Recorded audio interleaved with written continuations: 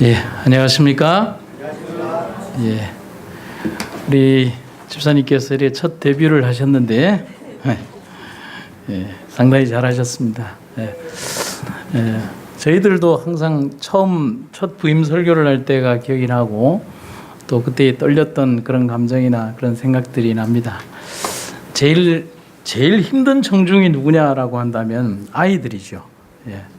어른들은 재미가 없어도 그냥 아유 은혜 받았습니다라고 이렇게 얘기를 할 줄 알지만, 아이들은 재미가 없으면 재미가 없다고 얘기를 해주고 재미가 있으면 참 재밌다고 얘기를 해주고, 정 재미가 없어서 조금 그러면 딴 데를 보거나 뭐 이렇게 하는데, 네, 우리 아이들이 이렇게 좋은 교사들이 많이 생긴 것에 대해서 너무 감사하게 생각을 합니다.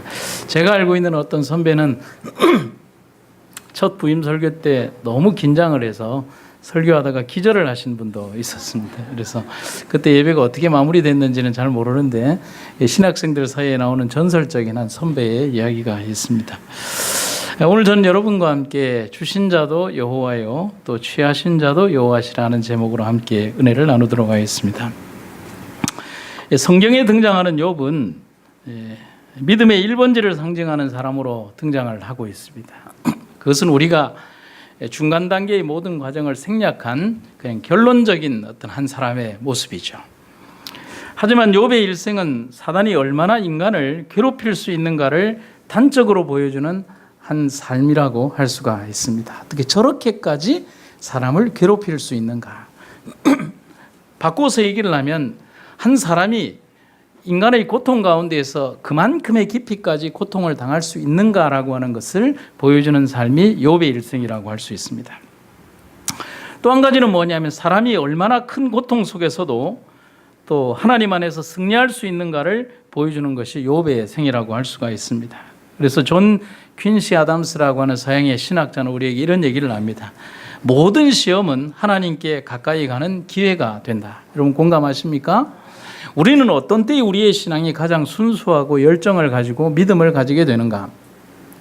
참 공교롭게도 하나님의 많은 축복과 은혜가 가득히 쌓였을 때 우리의 신앙이 성장하고 자라는 것이 아니라, 우리가 어렵고 힘들 때, 때로는 병들었을 때, 고통 가운데 처했을 때, 외로울 때, 억울할 때, 슬픔이 극한에 달했을 때, 누군가에게 의지할 수 없을 때, 절망의 장벽 가운데에서 죽음이라고 하는 것이 딱 내 앞에 도달했을 때, 그때 우리는 가장 진솔한 기도를 하거나 삶의 끝에서 하나님을 부르게 된다는 사실이죠. 그래서 신앙이 그때 가장 많이 성장을 하고 하나님을 가장 극적으로 체험을 하게 된다는 사실입니다.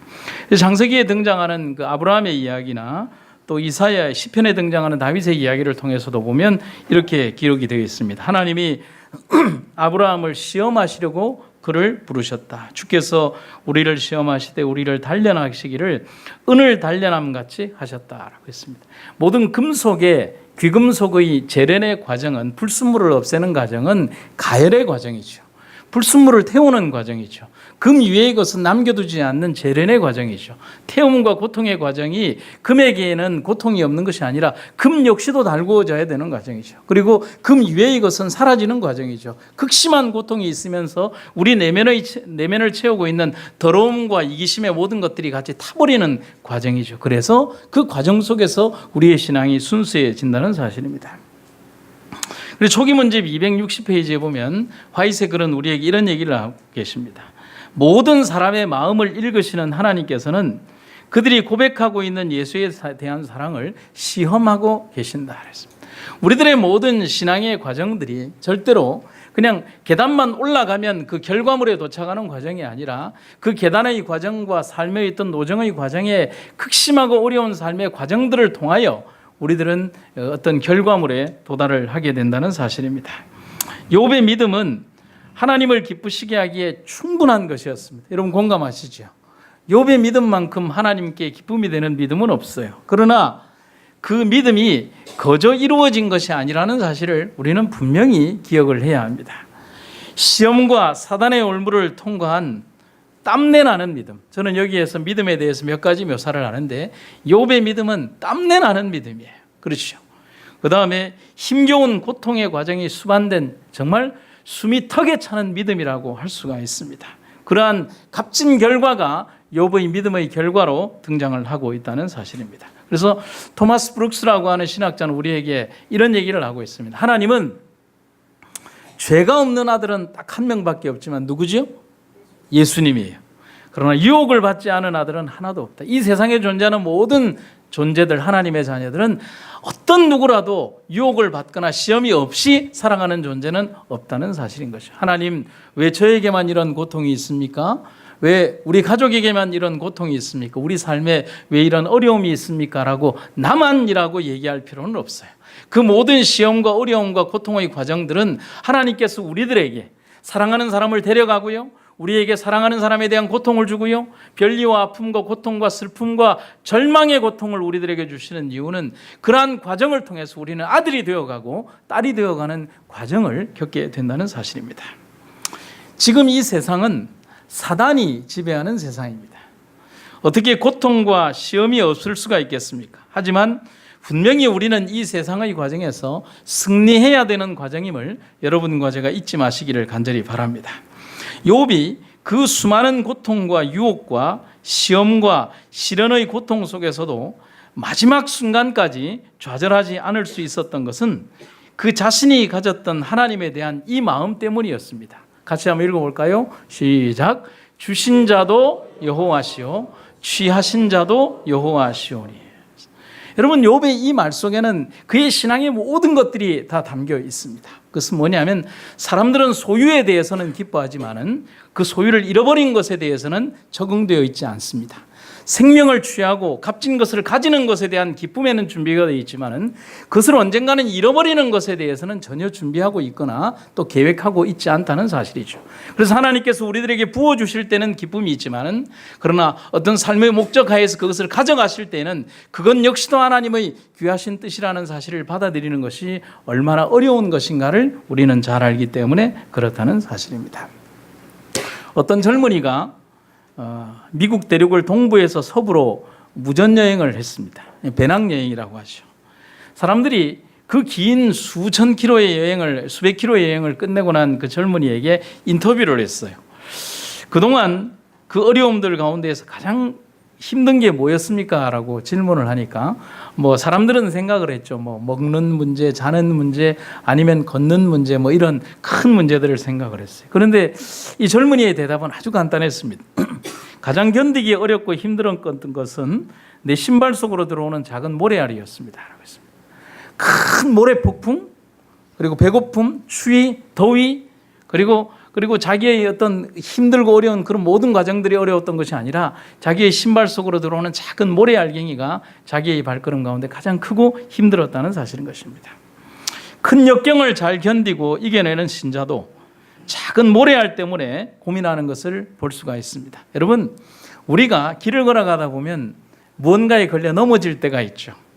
큰 바위에 걸려 넘어집니까? 아니면 눈에 보이지 않는 작은 돌멩이 하나 때문에 넘어집니까?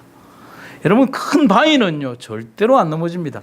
큰 바위에 넘어지는 사람이 어딨냐요? 그러니까 머리가 부서질 뿐이지, 그렇지 않습니까? 큰 바위가 보이면 그냥 그 바위를 타고 넘어가지만은 우리가 하찮게 생각하는 작은 돌뿌리는 우리가 보지 못하고 때로는 하찮게 여기기 때문에 그 돌뿌리에 채여서 넘어진다는 것이죠.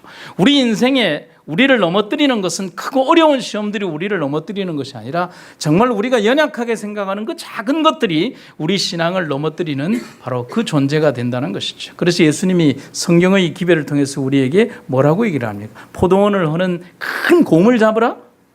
아니요. 뭐를 잡으라고요? 작은 여우를 잡으라고요.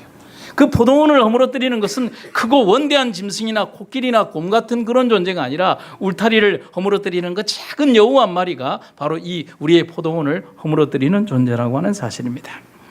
큰 희생을 치르며 지켜온 여러분의 신앙과 저의 신앙이 작은 모래알들로 훼손되지 않도록 지혜와 현명함과 겸손함과 그 기도의 생애를 잃지 않게 되기를 간절히 바랍니다.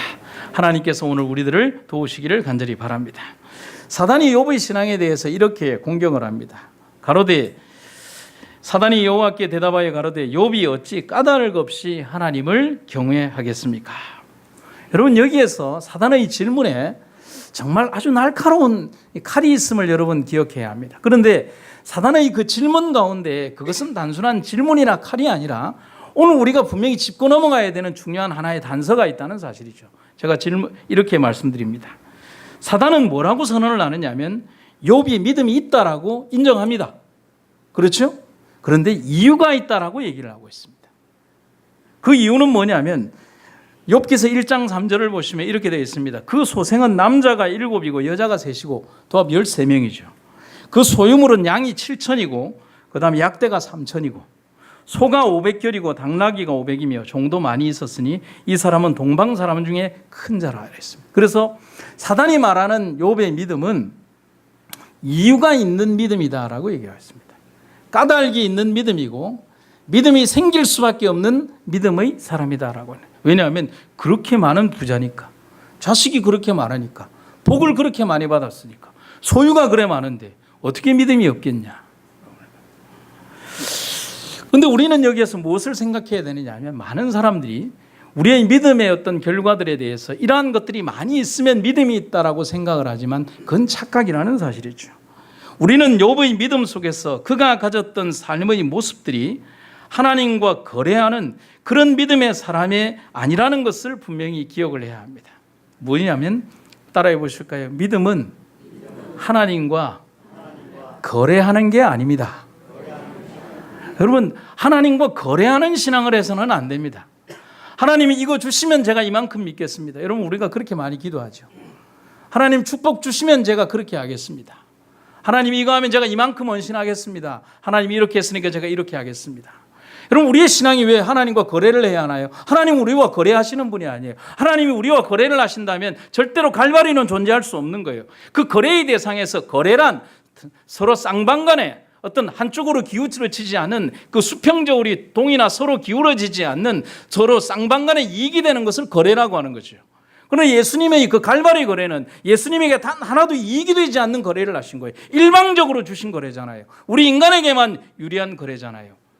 그런데 우리 인간은 그것을 받고도 하나님과 또 거래를 하려고 하는 거예요. 그래서 사단이 지적하는 이 일에 대하여 우리의 믿음이 어쩌면 이유 있는 믿음에 머물고 있지는 않은가를 생각해 볼 필요가 있다는 사실입니다. 그 욥의 믿음에 대해서 한 몇 가지로 생각을 해볼 필요가 있습니다. 욥의 믿음은 항상 동일한 믿음을 가지고 있었다는 사실입니다. 욥기서 1장 1절과 4절에 1장 4절에 보면 이렇게 기록이 되어 있습니다. 욥이 그들을 불러다가 성결케 하되 아침에 일어나서 그들의 명수대로 번제를 드렸으니 이런 욥이 말하기를 혹시 내 아들들이 죄를 범하여 마음으로 하나님을 배반하였을까 하니라. 욥의 행사가 항상 뭐였더라? 이랬더라. 여러분, 제가 항상 기록을 할 때 성경절들이 쫙 나올 때 노란색 글씨나 빨간색 글씨로 나오는 거 있잖아요. 그게 뭔 줄 아십니까? 우리 김용일 집사님 그게 뭔 줄 아세요? 그 연말에 시험 나온다는 거예요. 제가 한번 보십시오. 내가 꼭 한번 시험 낼 겁니다. 내가. 그만큼 중요하다는 거예요. 욥의 행사가 항상 그러했더라. 그것은 뭐냐면 어떤 특정한 시즌이나 어떤 특정한 결과나 어떤 특정한 목적을 가지고 한 것이 아니라 항상 언제나 똑같이 그렇게 했다는 사실을 말하는 거예요. 그래서 욥의 믿음은 기복이 없는 믿음이라는 것입니다. 욥기서는 그 시작에서부터 항상 동일한 믿음을 가진 욥이 마지막 회복될 때까지 수없이 많은 역경과 오해 속에서도 절대로 하나님을 떠나지 않는다라고 기록을 하고 있습니다. 그래서 욥기서 초반부에 욥이 축복을 받은 그 내용이 기록이 되어 있고요. 욥기서 제일 마지막에 보면 욥이 2배나 축복을 받은 그 믿음의 이야기가 기록이 되어 있죠. 그런데 그 중간의 기록은 욥이 당하는 수없이 많은 고난과 억울함과 고통의 이야기들이 약 40장에 걸쳐서 막 기록이 되어 있어요. 그리고 똑같은 이야기나 환경이 아니잖아요. 욥의 환경의 이야기가 제일 초반부와 마지막 딱 2장만 없다라고 하면 우리는 이 이야기에 대해 변명할 여지가 없지만은 욥의 신앙의 그 모든 이야기는 처음과 마지막의 내용이 문제가 아니라 그 중간에 이루어졌던 말도 안 되는 고통과 고난과 질병과 잃어버림과 고통과 억울함과 그리고 배신과 고통이 점철되어진 신앙이잖아요.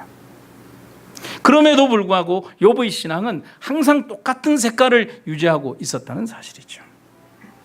한순간이라도 생각에서라도 절대로 범죄하려고 하지 않는다는 사실인 것입니다. 두 번째는 욥의 믿음은 자기가 가지고 있는 소유물의 크기와 상관이 없었습니다. 욥기서 1장 11절에 이렇게 기록이 되어 있습니다. 이제 주의 손을 펴서 그의 모든 소유물을 치소서 그리하시면 정녕 대면하여 주를 욕할 것입니다. 사단이 그렇게 얘기를 하죠. 사단은 계속해서 욥의 믿음의 근본이 재물에 있다라고 말하고 있습니다. 만약에 욥이 지금 누리고 있는 모든 소유를 거두어 버린다면 그는 분명히 하나님을 버릴 것이라고 말하고 있습니다.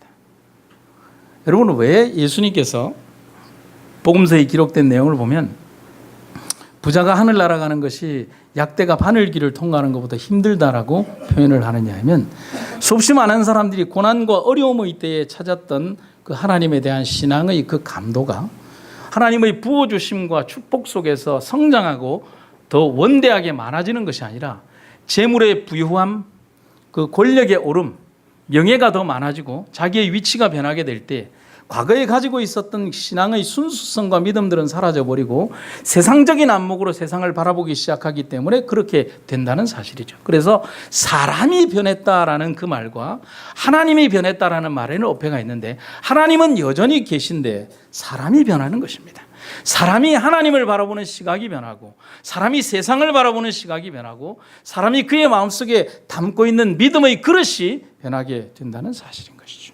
결국은 돈을 사랑함이 일만하게 뿌리가 된다는 사실은 무엇을 말하느냐 하면 바로 그 재물에 대한 욕구와 그 생각들이 그 사람의 생각과 사상들을 바꾸어 버린다는 사실인 것이죠. 그래서 우리는 바로 이 일들을 통해서 하나님의 그 경고하심을 생각해 볼 필요가 있다는 사실인 것입니다. 부조와 선지자에 보면 이런 내용이 있습니다. 하나님과 세상은 절대로 타협할 수 없으며 세상의 재물을 확보하기 위하여 돌아설 수는 없다. 여러분 아멘이죠? 예. 욥은 그에게 주어진 모든 것을 거두어 간 이후에도 변함없는 믿음으로 하나님을 기쁘시게 한 사람이 욥이었습니다. 그래서 욥의 진정한 평가는 그가 소유하고 있을 때의 믿음에 대한 평가가 아니라 그가 잃어버리고 난 이후에 가졌던 그의 자세 때문에 받는 축복이 바로 그의 믿음의 축복의 진정한 결과라고 하는 사실인 것입니다. 여러분 오늘 우리들의 믿음이 바로 그러한 욥의 믿음을 소유하시게 되기를 간절히 바랍니다. 어린 시절에 저에게 이제 우리 누님 댁에 이제 그 아이가 나서 조카가 있었어요. 그 조카가 아주 어릴 때 저희 누님과 제가 나이 차이가 한 15살 정도 났기 때문에 그 조카가 얼마나 저희들이 신기했겠어요. 그래서 그 조카가 천방지축으로 뛰어놀아도 그냥 뭐 어머니 아버지가 그렇게 이뻐했어요. 그냥 뭐 무조건 잘했어요. 심지어 그놈의 아이고 죄송합니다. 그놈이라고 했는데 왜 그렇게 얘기하느냐 하면 그 녀석이 그 할아버지죠. 저희 어머니 아버지 밥상에다가 똥을 놓는데도 그냥 이쁘다고 그렇게 하더라고요. 정말 상상하기 힘든데. 그래서 어느 날 제가 이 녀석이 하도 욕심이 많고 탐심이 많아서 제가 이제 아이에게 이걸 줬어요. 과자를 좋아하니까 과자를 주니까 이렇게 잡는 거예요. 이렇게 잡는데 그냥 이렇게 그냥 잡는 게 아니라 콱 채가듯이 이렇게 딱 잡더라고요. 그 아이가 귤을 좋아하거든요. 귤을 줬더니만 왼손으로 이렇게 콱 잡더라고요. 근데 그 아이가 제일 좋아하는 게 뭐냐면 사탕을 좋아하거든요.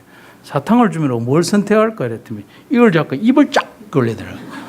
그러니까 이 두 개를 쥐고서 자기가 어떤 걸 놔야 된다는 생각이 아니라 아마 우리 조카만 그런 건 아닌 것 같아요. 여러분 한번 실험을 해보시면 아이들이 뭐냐면 이걸 놓고 잡는 게 아니라 입 벌리는 애들이 한 30% 이상은 나올 거라는 생각이 들죠. 결국 우리 삶에서 욕심이라고 하는 것이 우리 삶에 근본적으로 우리의 삶을 황폐하게 할 수도 있다는 사실인 것이죠. 여러분 오늘 우리는 천국을 위하여 오늘 우리는 무엇을 포기할 수 있을까를 생각해 볼 필요가 있다는 사실입니다. 진정 소중한 것이 무엇인가? 세상 속에서 우리가 정말 소중하게 여겨야 되는 것이 무엇인가를 생각해 볼 필요가 있는 것입니다. 부조와 선지자에 있는 말을 좀 읽어보도록 하겠습니다. 우리가 끈질긴 기도와 불굴의 신앙에 대한 교훈을 배워야 할 때가 있다면 바로 지금이다. 그리스도교나 그리스도인 개개인들에게 이르러오는 가장 위대한 승리들은 그들의 재능이나 교육이나 재물이 인간의 어떤 호의로 얻어지는 것이 아니다. 그것들은 열렬하고 필사적인 믿음으로 전능하신 능력의 팔에 매달릴 때에 하나님이 함께 하시는 기도의 밀실에서 얻어지는 승리이다. 아멘.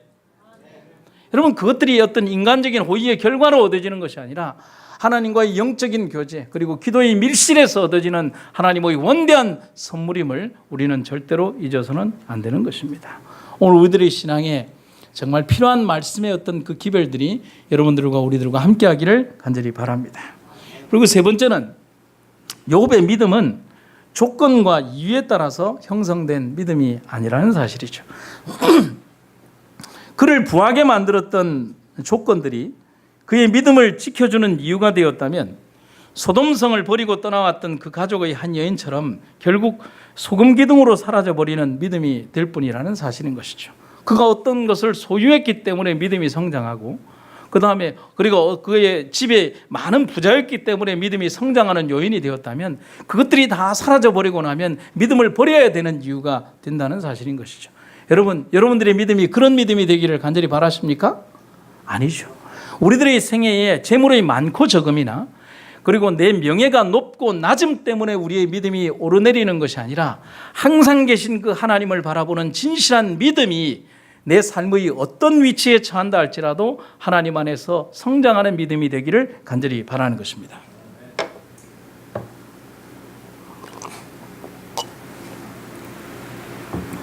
우리가 세상에서 소유한 모든 것은 다 사라질 것입니다.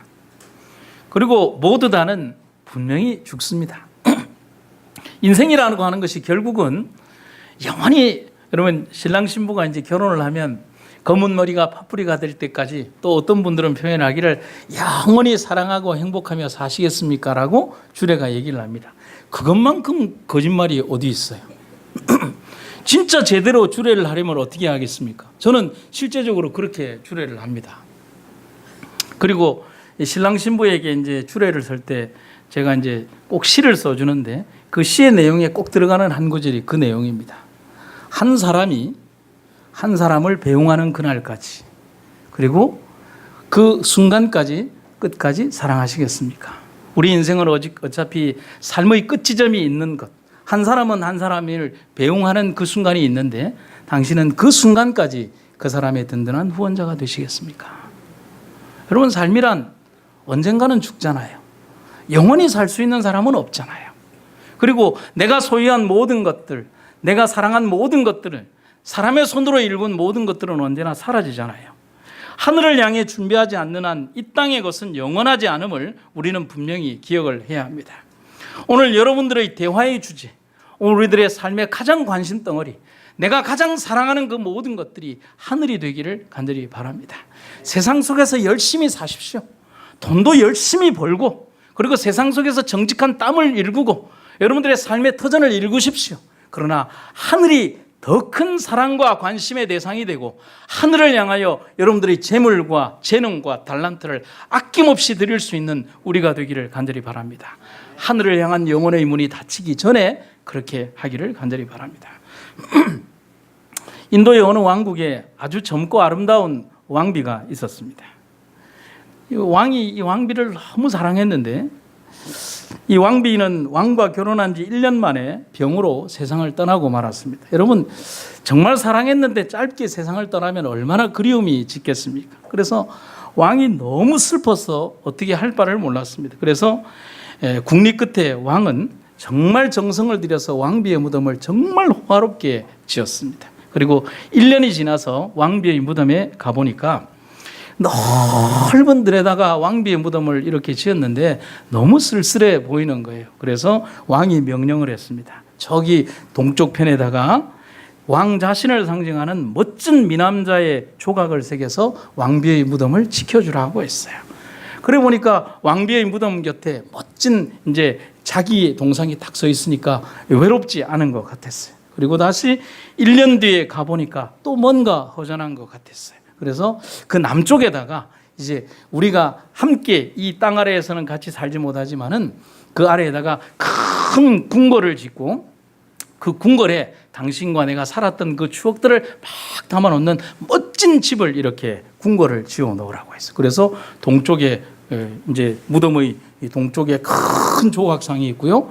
그 다음에 남쪽에 이제 두 사람이 함께 살았던 집을 본떠서 큰 궁궐이 지어졌고요.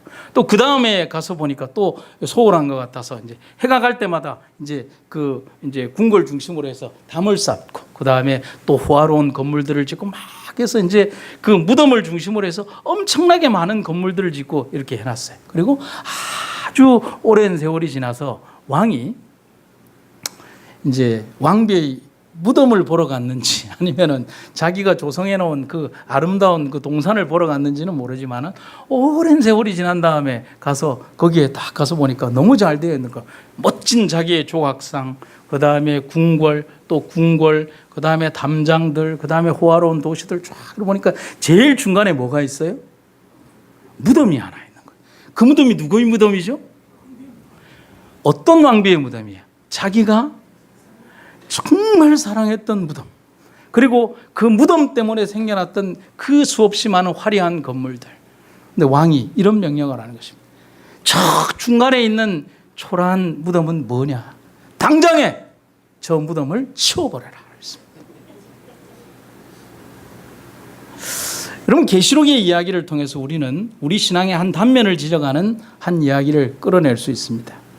네가 너의 처음 사랑을 버렸다라고 말입니다. 왕이 그 왕비의 무덤을 몰라서 치우라고 했을까요? 아니죠. 처음엔 감격스럽게 사랑했던 그 여인을 기억하기 위하여 만들었던 무덤일지는 모르지만은 더 아름다운 것들로 채우다 보니 이 초라한 그것을 치워버리고 싶은 마음이 있는 것이잖아요. 여러분, 그래서 저는 제 설교 노트에다가 이렇게 빨간색 글씨로, 그리고 화면에는 좀 다른 색이지만은 제 설교 노트에는 빨간색 글씨로 이렇게 해놨습니다. 당신의 삶은 괜찮으십니까? 오늘 우리들의 삶에 가장 아름다운 예수님에 대한 추억을 담고 있는 그것이 거추장스러운 신앙의 모습으로 있는 것은 아닌지, 그저 하나님을 가리우고 내 삶의 불편함을 없애기 위하여 있는 그런 존재는 아닌지, 처음에는 감격스럽게도 하나님을 중심에 모셨지만 점차 자기가 드러나고 재물과 명예와 권력이 드러나면서 결국엔 하나님은 점점 사라지고 끝내 하나님이 귀찮은 존재가 되어버리고 지워버리는 것은 아닙니까? 여러분, 여러분들의 삶과 제 삶의 신앙은 안전하십니까? 오늘 우리가 내 신앙의 거울을 바라보며 스스로 우리들의 믿음에 대하여 한번 질문해 볼 수 있게 되기를 간절히 바랍니다. 욥기서는 이렇게 다시 얘기를 합니다. 주신 자도 여호와시요 취하신 자도 여호와시니.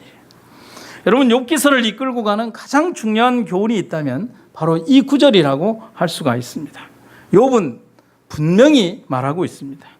내가 가진 모든 것, 내가 누렸던 모든 것이 하나님의 것입니다. 또한 지금 이 시간 그분이 모든 것을 취하셨으니 나는 그것을 순응하며 받아들이겠습니다. 이런 욥의 믿음은 아브라함이 아들을 드리기 위하여 모리아 산으로 갔던 것과 똑같은 진실한 믿음이 아니었다면 절대로 이루어질 수 없는 그런 말이라고 하는 사실입니다.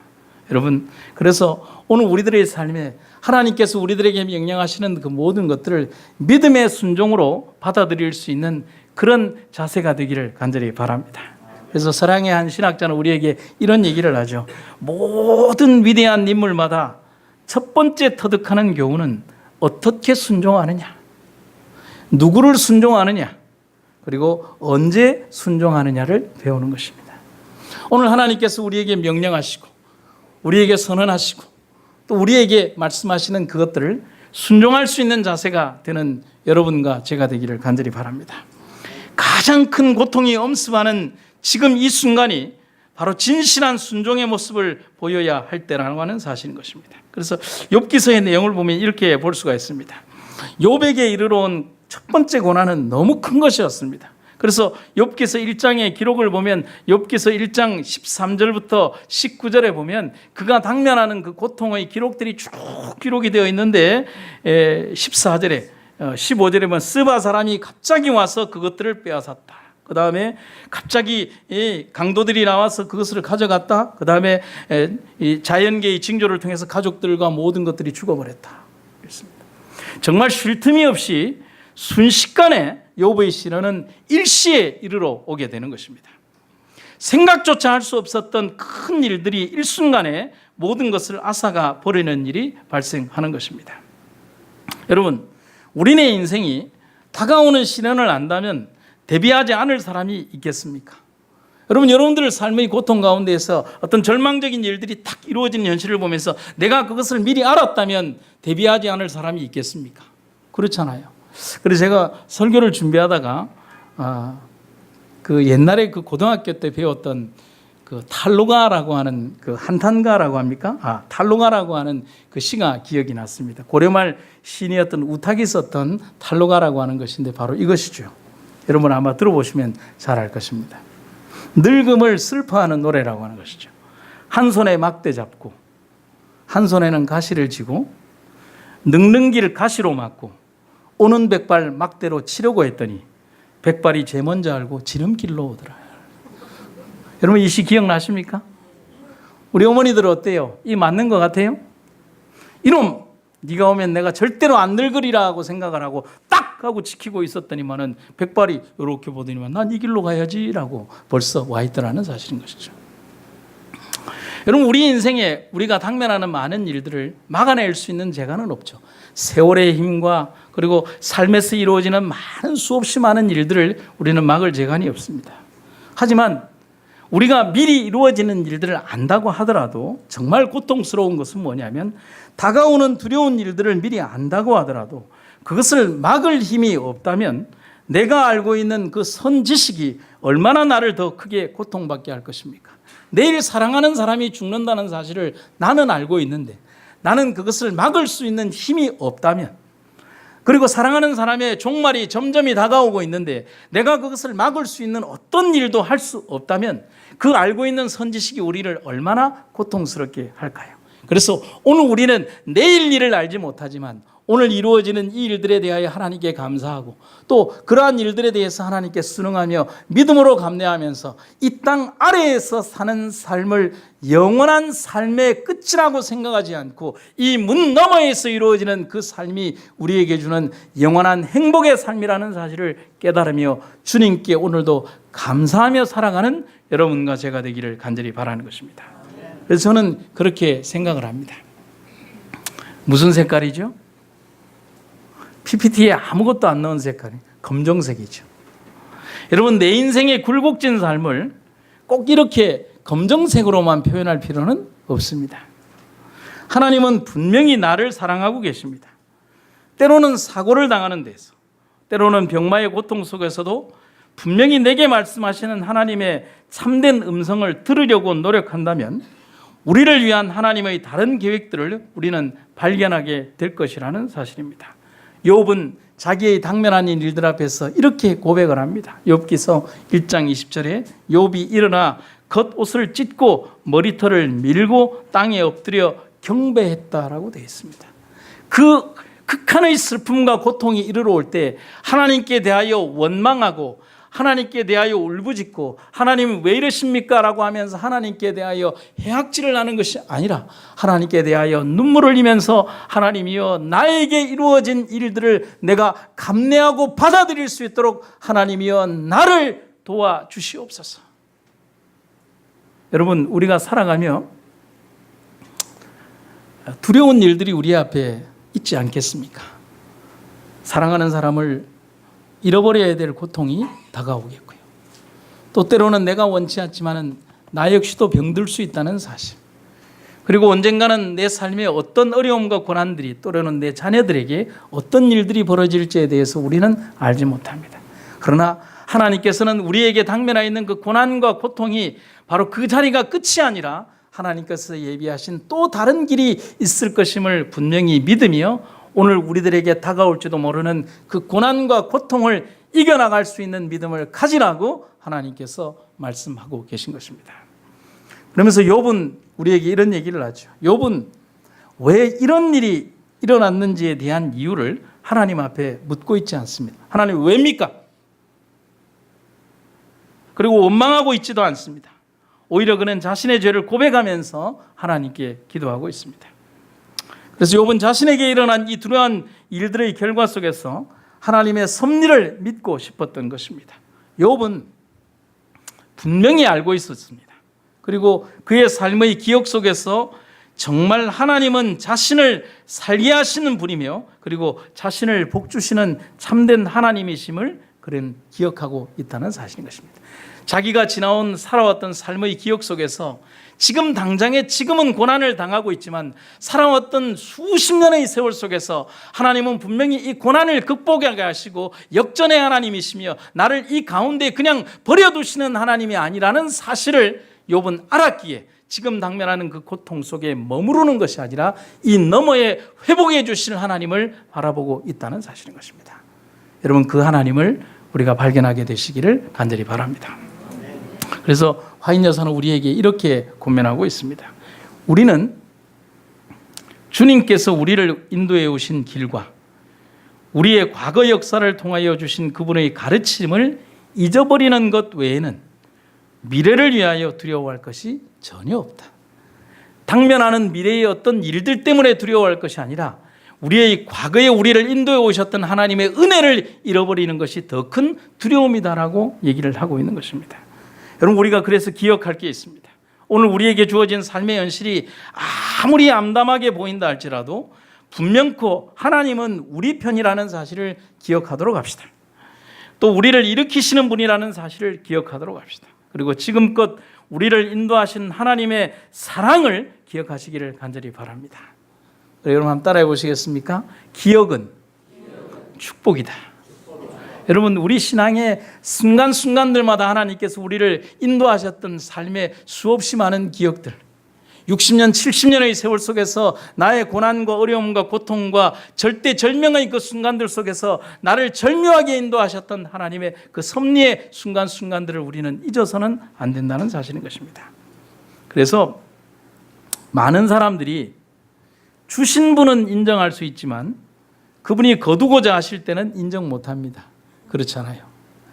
여러분, 그래요, 안 그래요? 뭐 예를 들면 이런 것이죠. 아이들에게 과자를 이만큼 줍니다. 야, 누구야 먹어라 하고 딱 주면 아이가 그냥 뭐 목사님 사랑해요, 뭐 이렇게 삼촌 사랑해요, 막 이렇게 하다가 이제 주고 나서 이제 삼촌이 제가 이제 과자가 먹고 싶으니 하나만 줄래 그러면 이렇게 합니다. 이렇게. 뭐라는 거예요? 사람이 양심이 있어야지 이걸 달라고 그러냐고. 애 걸 빼들어 먹으려고 그러냐고. 그렇게 얘기를 하는 거예요. 그러면 그 아이들의 모습을 보면 누구의 모습을 보는 것 같아요? 우리의 모습이잖아요. 하나님께서 우리에게 다 주셨는데 하나님께서 나에게 다 오라고 내게 주어서 하나님의 사업에 쓰게 하라고 얘기를 할 때, 주께서 쓰시겠다라고 말씀하실 때 이렇게 하면서 하나님 좀 양심이 계셔야 되지 않겠습니까? 라고 어린 조카의 모습처럼 말입니다. 많은 사람들이 주신 분은 인정할 수 있지만 그분이 거두고자 하실 때는 인정 못합니다. 그러나 욥은 주신 자도 여호와이시듯이 거두실 분도 그분이심을 고백합니다. 그래서 여호와께서 거두셨다면 나의 이 슬픔을 나는 하나님께 원망하지 않겠다는 것입니다. 이 말은 그분이 거두어 가실 시기가 내가 세운 인생의 계획 속에 존재하는 것이 아니라 하나님 그분의 계획 속에 있음을 말씀하고 있는 것입니다. 사람들이 절망하는 이유는 하나님이 내 계획 속에 움직여주지 않을 때 사람들은 절망하고 고통합니다. 하나님이 왜 그렇습니까? 세상에 다른 사람이 죽을 때는 이해할 수 있어도 내가 사랑하는 사람은 죽어서는 안 됩니다. 세상에 다른 사람은 암에 걸릴 수 있어도 사랑하는 내 가족과 나는 병들어서는 안 됩니다. 인생의 수없이 많은 일들 속에서 나는 그 수많은 시련을 비켜가야만 하나님이 계시고 다른 사람들은 그 시련을 극복해야만 하나님이 있는 것처럼 생각해서는 안 됩니다. 우리의 삶이 그런 신앙에 들어가게 되면 신앙은 절망적일 수밖에 없다는 사실이죠. 욥은 오늘 우리에게 분명히 말합니다. 우리의 신앙과 믿음이 분명히 하나님이심을 기억하라. 그리고 그분의 희생하시는 사랑을 기억하라. 하나님은 단 한 번도 우리에게 섭섭함을 주시거나 우리에게 빚지시는 분이 아님을 기억하라. 마지막으로 한 이야기를 좀 들려드립니다. 크리스토퍼 드 빙크라고 하는 한 작가가 자기의 살아왔던 삶을 돌아보면서 쓴 책이 있습니다.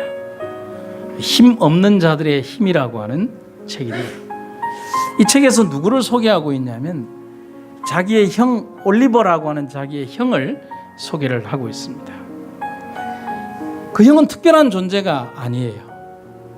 자기의 형 올리버는 볼 수도 없고 말할 수도 없는 존재였어요. 머리는 너무 컸고 두 손은 작고 두 발은 뒤틀려 있었습니다. 그의 두 발은 5살 아이의 발만큼 작았습니다. 그래서 그는 학습이 불가능했습니다. 스스로 머리를 들 수도 없었습니다. 누군가에게 올리버에게 음식을 떠먹이고 또 스펀지로 몸을 닦아주고 기저귀를 갈아주어야만 생명을 연장할 수 있었습니다. 올리버의 가족은 그렇게 32년 동안 그 아이를 위해서, 형을 위해서, 그리고 부모들은 그 아들을 위해서 봉사하며 살았습니다. 그러나 그 올리버를 가족들 모두는 너무 사랑했어요. 고등학교 교사가 된 동생 크리스토퍼는 학생들에게 자기 형 얘기를 해줬어요. 우리 형 올리버는 이런 삶을 살았다. 우리는 그 형이 힘들고 어려웠지만 그 형을 위해서 정말 이렇게 살았다. 그랬더니만은 앞에 있는 좀 이렇게 세상을 좀 비관적으로 보는 고등학생이 있잖아요. 손을 번쩍 들더니만은 이렇게 비아냥거리더라는 거죠. 그러니까 선생님 형 올리버는 식물이라는 인간이라는 거 아니에요. 말이 틀린 말은 아니잖아요. 근데 그 말을 들은 이 동생 크리스토퍼는 깊은 생각에 사로잡혔어요. 이 크리스토퍼가 그 학생의 말을 곰곰이 생각하는 동안 그의 머릿속에 많은 이제 그림들이 지나갔어요. 형의 기저귀를 갈아주고 또 형을 위해서 가슴을 간지러주고 그리고 그의 귀에다 대고 막 사랑한다고 얘기하던 32년간의 그 기억들, 형의 민감한 피부가 화상을 입지 않도록 침대 옆에 창문에 커튼을 쳐주었던 그런 많은 추억의 생각들이 막 떠오르기 시작했어요. 그리고 크리스토퍼는 학생들에게 한참이 지난 다음에 이렇게 얘기를 했어요. 그래, 맞구나. 너희 말처럼 우리 형 올리버를 식물인간이라고 부를 수도 있겠구나. 하지만 나는 그를 내 형 올리버라고 부른단다. 너도 만약에 그를 사랑했다면 그렇게 부르진 않았을 거다. 나는 사랑하기 때문에 그를 그렇게 부르지 않고 내 형 올리버라고 부른다. 저는 이 이야기를 참 좋아합니다. 사랑하기에 포기하지 않는 사랑이 오늘의 우리를 살게 하고 오늘이 있게 만들어주는 것입니다. 하나님은 우리들에게 오늘을 있게 하기 위하여 십자가를 지셨습니다. 십자가에 그 사랑이 없었다면 우리에게 오늘은 존재하지 않습니다. 삶의 어느 순간에도 가만히 생각을 해보면 하나님은 내 편이 아니셨던 적은 없습니다.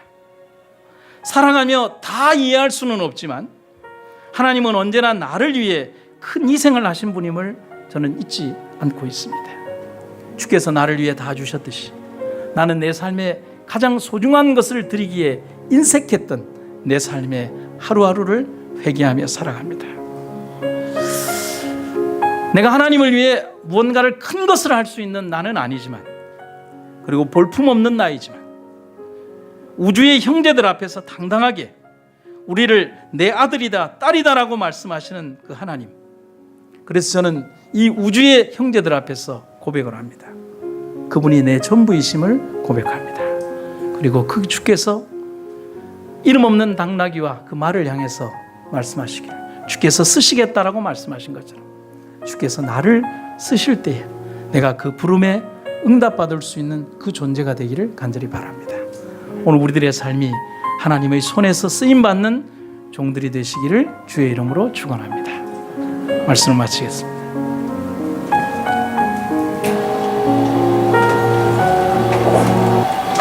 네, 말씀을 기억하시면서 661장 찬미하겠습니다. 찬미 후에 목사님의 기도로 모든 예배를 마치겠습니다.